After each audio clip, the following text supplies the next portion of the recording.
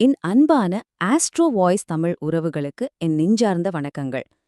நீங்க காட்டின கருணை, உங்களுடைய நல்ல மனசு, அதுவே உங்களுக்கு ஒரு பெரிய பாரமா, ஒரு சுமையா எப்போவாது மாறியிருக்கா?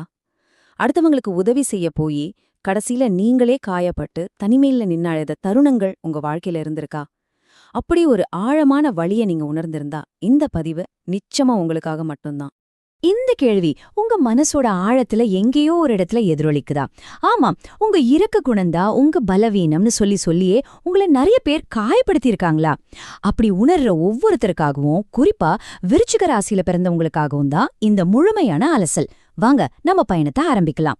அதுக்கு முன்னாடி நீங்க இன்னும் நம்ம ஆஸ்ட்ரோ வாய்ஸ் தமிழ் சேனலுக்கு சப்ஸ்கிரைப் பண்ணலனா தயவு செஞ்சு இப்போ சப்ஸ்கிரைப் பண்ணிக்கோங்க. சரி, பகுதி 1க்குள்ள போகலாம்.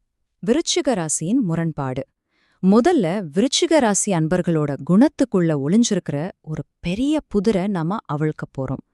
வெளியிலிருந்து பாக்குறவங்க உங்களை எப்படி பாக்குறாங்க, ஆனா உண்மையிலேயே நீங்க உள்ளுக்குள்ள எவ்வளவு மென்மையானவங்க, இந்த ரெண்டுக்கும் நடுவுல இருக்கிற அந்த பெரிய இடைவெளிய நாம இப்போ ஆழமா புரிஞ்சுக்கலாம்.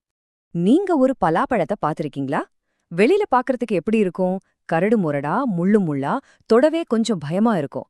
ஆனா அத கஷ்டப்பட்டு வெட்டி உள்ள பார்த்தா, அடடா, தேன் மாதிரி எவ்ளோ இனிப்பான மணமான சுளைகள் இருக்கும் இல்லையா?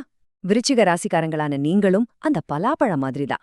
உங்க ராசியோட சின்னம் தேல்ங்கிறதால உங்கள மேலோட்டமா பாக்குறவங்க நீங்க ரொம்ப கோவக்காரங்க, பிடிவாதக்காரங்க, பழிவாங்கிற குணம் உள்ளவங்கன்னு தப்பா ஒரு முடிவுக்கு வந்துடுறாங்க. ஆனா உங்க கூட உண்மையா பழகினவங்களுக்கு மட்டும்தான் தெரியும், அந்த முரட்டுத்தனமான தோற்றத்துக்கு பின்னால ஒரு குழந்தையோட மனசும், எல்லையே இல்லாத அன்பும், அளவே இல்லாத கருணையும் ஒளிஞ்சிருக்குன்னு. அந்த பலாச்சுளை மாதிரி உங்க உண்மையான குணம் ரொம்ப ரொம்ப இனிமையானது. உங்களுக்குள்ள இருந்து ஊற்றெடுக்கிற இந்த கருணைக்கு என்ன காரணம் தெரியுமா? உங்க ஜாதகத்துல பூர்வ புண்ணியஸ்தானம்னு சொல்ற 5ஆம் வீட்டுக்கு அதிபதி தேவகுருவான வியாழன் பகவான். அந்த குருவோட அருளால தான் உங்களை காயப்படுத்தினவங்களையும் மன்னிக்கிற அந்த பெருந்தன்மை, எதிரிக்கும் இரக்கம் காட்டுற அந்த உன்னதமான குணம் உங்களுக்குள்ள நிரம்பியிருக்கு. உங்களுக்கு தீங்கு செஞ்ச ஒருத்தரை சண்டையில ஜெயிச்சதுக்கு அப்புறம் கூட, ஐயோ அவன் நிலைமை இப்படி ஆயிடுச்சே மனசு உருகி அவனுக்காக வருத்தப்படுற ஒரே ஜீவன் விருச்சிக ராசிக்காரரா தான் இருக்க முடியும். இந்த ஒரு குணம் போதும் உங்கள மத்தவங்களிலிருந்து தனிச்சு ஒரு தெய்வ பிறவி மாதிரி காட்ட. பகுதி 2, எதிரிகள் ஏன் உருவாகிறார்கள். இப்போ ஒரு முக்கியமான கேள்வி வருது இல்லையா? இவ்வளவு கருணையும் நல்ல மனசும் இருக்கிற உங்களுக்கு எதுக்கு இவ்வளவு சக்தி வாய்ந்த, உங்களை விடாம துரத்துற எதிரிங்க உருவாகுறாங்க? உங்க நல்ல குணமே உங்களுக்கு எதிர எப்படி வேலை செய்துங்கிற அந்த அதிர்ச்சியான உண்மைய இப்ப பார்க்கலாம். ஜோதிடப்படி இதுக்கு ஒரு ஆச்சரியமான காரணம் இருக்கு. உங்க ராசியோட அதிபதி வீரத்துக்கும் வேகத்துக்கும் சொந்தக்காரரான செவ்வாய் பகவான் தான் உங்க ராசிக்கு 6ஆம் வீடான சத்ருஸ்தானம், அதாவது எதிரிகளோட வீட்டுக்கும் அதிபதியா வர்றார். இதோட அர்த்தம் என்னன்னா, உங்க ஆற்றலே உங்க எதிரி, உங்க வேகமே உங்க எதிரி, உங்க குணமே உங்க எதிரி. நீங்க எதிரிகளை தேடி எங்கேயும் போக வேணாம், உங்க இயல்பே அவங்கள உருவாக்கிடும். இது தனக்குத்தானே ஒரு பிரச்சனைய தேடிக்கிற மாதிரியான ஒரு விசித்திரமான அமைப்பு. கொஞ்சம் யோசிச்சு பாருங்க, எப்படி நீங்களே உங்க எதிரிகளை உருவாக்குறீங்கன்னு. துரோகம் செஞ்சவங்கள கூட சரி போனா போகட்டும், அவனும் ஒரு மனுஷன் தானேன்னு ரொம்ப சுலபமா மன்னிச்சிடுவீங்க. நீங்க அப்படி நினைக்கிற அந்த ஒரு நிமிஷம்தான் உங்களுக்கான அடுத்த பிரச்சனையோட ஆரம்ப புள்ளி. எங்கேயாவது ஒரு அநியாயம் நடந்தா மத்த 10 பேரும் அமைதியா இருந்தாலும் முதல் ஆளா தட்டி கேட்கறது நீங்களாதான் இருப்பீங்க. அப்படி அடுத்தவங்களுக்காக நீங்க போராடும்போது உங்களுக்கு தெரியாமலேயே சக்தி வாய்ந்த எதிரிகள் உருவாகிடுவாங்க. ஒரு விஷயம் சரின்னு உங்க மனசுக்கு பட்டுடுச்சுன்னா அதுக்கப்புறம் அதுக்காக எவ்வளோ பெரிய போராட்டத்தையும் நடத்த தயங்க மாட்டீங்க. இப்படி உங்க நல்ல நோக்கங்களாலேயே உங்களுக்கு எதிரிகள் கூட்டம் சேர்ந்துடுது. ஆனா இங்கேதான் உங்க உண்மையான பலமே இருக்கு. உங்களை யாருமே நேருக்கு நேரா நின்னு ஜெயிக்க முடியாது. ஏன்னா உங்க ராசி காலச்சக்கரத்தோட 8வது ராசி, மர்மங்கள் நிறைஞ்ச ராசி. உங்களுக்கு எங்கிருந்து உதவி வரும், யார் வந்து நிப்பாங்கன்னு உங்க எதிரியால கணிக்கவே முடியாது. சம்பந்தமே இல்லாத ஒருத்தர் எங்கிருந்தோ வந்து உங்களுக்கு உதவி செய்வார். இது உங்க எதிரிகளுக்கு நல்லாவே தெரியும். அதனாலதாங்க அவங்க நேருக்கு நேரா மோதுறதை விட்டுட்டு எப்பவுமே சூழ்ச்சி மூலமாவும் துரோகம் மூலமாவும் தான் உங்களை வீழ்த்த முயற்சிப்பாங்க. பகுதி 3, எதிரிகளின் 3 முகங்கள். இப்போ விருச்சிக ராசிக்காரங்களான நீங்க சந்திக்கிற எதிரிகளை நம்ம 3 வகையா பிரிக்கலாம். உங்க 6வது வீடான மேஷ ராசியில இருக்கிற 3 நட்சத்திரங்களோட அடிப்படையில இந்த எதிரிகள் 3 விதமான முகங்களோட வருவாங்க. அவங்க யாரு, எப்படி செயல்படுவாங்கன்னு இப்போ நாம விளக்கமா பார்க்கலாம். முதல் வகை எதிரி நிழல் கிரகமான கேது பகவானோட ஆதிக்கத்திலிருந்து வர்றவங்க. இவங்க தான் ரொம்ப ரொம்ப ஆபத்தான மறைமுக எதிரிகள். நண்பன் மாதிரி பழகுவாங்க, உங்க கூடவே இருப்பாங்க, உங்க நல்லது கெட்டது எல்லாத்துலயும் பங்கெடுப்பாங்க. ஆனா அமைதியா உங்க பலம் என்ன, பலவீனம் என்னன்னு எல்லாத்தையும் தெரிஞ்சுக்கிட்டே இருப்பாங்க. சரியான நேரம் வர்றப்போ பின்னால இருந்து குத்துவாங்க. ஆன்லைன்ல பழகி ஏமாத்துறது, செய்வினை, மாந்திரிகம் மாதிரியான கண்ணுக்கு தெரியாத பிரச்சனைகள். நீங்க நல்ல மனசோட ஒரு டாக்டர் கிட்ட ஒருத்தரை கூட்டிட்டு போவீங்க, ஆனா கடைசில அந்த டாக்டரே உங்களுக்கு எதிரியா மாறுறது. இந்த மாதிரி சூழ்ச்சி நிறைஞ்ச சிக்கல்களை கேது உருவாக்குவார்.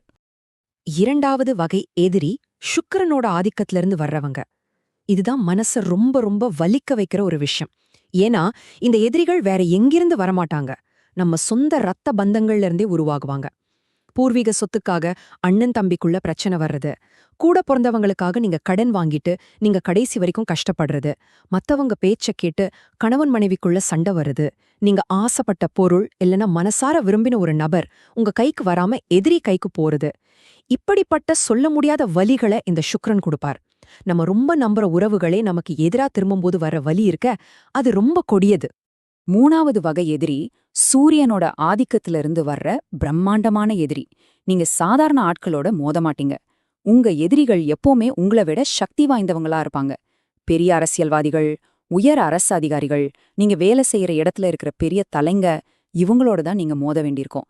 நீங்க ரத்தமும் வேர்வையும் சிந்தி உருவாக்குன ஒரு தொழில ஒரே நாள்ல தட்டி பறிக்கிறது, உங்களுக்கு நிச்சயமா கிடைக்க வேண்டிய ஒரு பதவி உயர்வு கடைசி நிமிஷத்துல கைமாறி போறது, இதெல்லாம் நடக்கும். அந்த எதிரிய ஜெயிக்கணுங்கிற ஒரே நோக்கத்துல ராத்திரி பகலா தூங்காம அந்த பிரச்சனைக்கு ஒரு முடிவு கட்டுற வரைக்கும் நீங்க ஓயவே மாட்டீங்க. அது ஒரு தர்ம யுத்தம் மாதிரி இருக்கும். இதுவரைக்கும் நாம பார்த்த எல்லா குணங்களும், எல்லா சவால்களும் விருச்சிக ராசியில பிறந்த பெண்களுக்கு 100க்கு 100% பொருந்தும். சொல்லப்போனா விருச்சிக ராசி பெண்கள் அளவே இல்லாத தைரியசாலிங்க. வீரத்தோட மறு உருவம்னே அவங்கள சொல்லலாம். அவங்களோட தைரியம் சாதாரண விஷயங்கள்ல கூட வெளிப்படும். தெருக்குழாயில தண்ணி வரலையா, முதல் ஆளா முனிசிபாலிட்டிக்கு ஃபோன் பண்ணி என்னாச்சு அப்படின்னு கேக்குற வீரமங்கைகள் அவங்கதான்.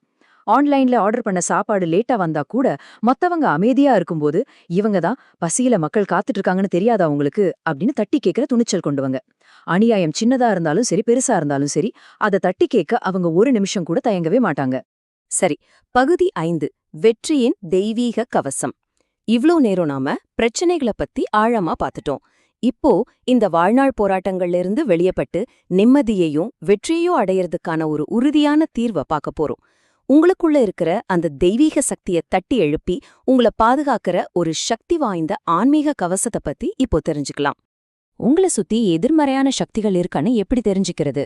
நான் சொல்ற அறிகுறிகள் உங்களுக்கு இருக்கான்னு கொஞ்சம் பாருங்க. உங்களை சுத்தி ஏதோ சூழ்ச்சி வலை பின்னப்படுற மாதிரி அடிக்கடி உணர்றீங்களா?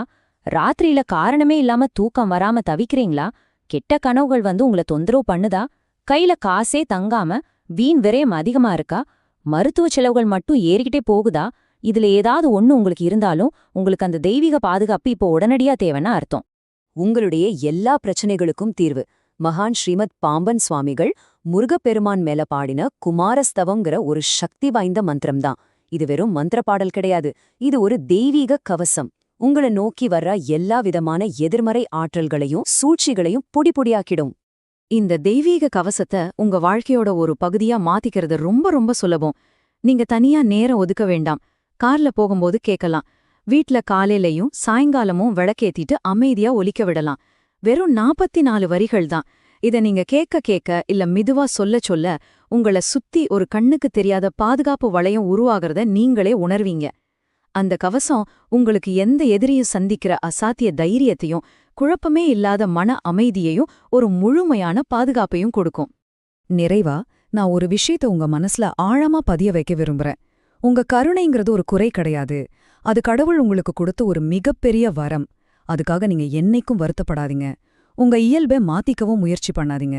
வெற்றியோட உண்மையான ரகசியம் என்ன தெரியுமா? அது கருணைய தூக்கி போடுறதில்ல. இல்ல, எந்த இடத்துல கருணை காட்டணும், எந்த இடத்துல உங்க செவ்வாயோட வீரத்தை காட்டணும்னு பகுத்தறியறதுல தான் இருக்கு. உங்க உள்ளுணர்வு இருக்கே, அது ரொம்ப சக்தி வாய்ந்தது. வரப்போற ஆபத்தை அது உங்களுக்கு முன்னாடியே மணியடிச்சு சொல்லும். அந்த உள்ளுணர்வு குரலை மட்டும் கவனமா கேளுங்க. அத 100% நம்புங்க. உங்களுடைய மிகப்பெரிய பலமும் மிகப்பெரிய பலவீனமும் ஒண்ணுதான், அது உங்களுடைய கருணை. இந்த 2 பக்கமும் கூர்மையுள்ள கத்திய நீங்க எப்படி கையாள போறீங்க? இந்த கேள்வியோட உங்களை சிந்திக்க விட்டு இந்த பதிவை முடிக்கிறேன். இந்த அலசல் உங்களுக்கு ஒரு புது தெளிவையும் நம்பிக்கையும் கொடுத்துருக்கும்னு நான் நம்புறேன். இந்த பதிவு உங்களுக்கு பிடிச்சிருந்தா லைக் பண்ணுங்க, உங்க மனசுல என்ன தோணுதோ அதை கமெண்ட்ல சொல்லுங்க. உங்கள மாதிரி இருக்கிறவங்க விருச்சிக ராசி நண்பர்களுக்கும் ஷேர் பண்ணுங்க. மறக்காம ஆஸ்ட்ரோ வாய்ஸ் தமிழ் சேனலுக்கு சப்ஸ்கிரைப் பண்ணி அந்த பெல் பட்டனையும் அழுத்திடுங்க. நன்றி. குரு வாழ்க, குருவே துணை.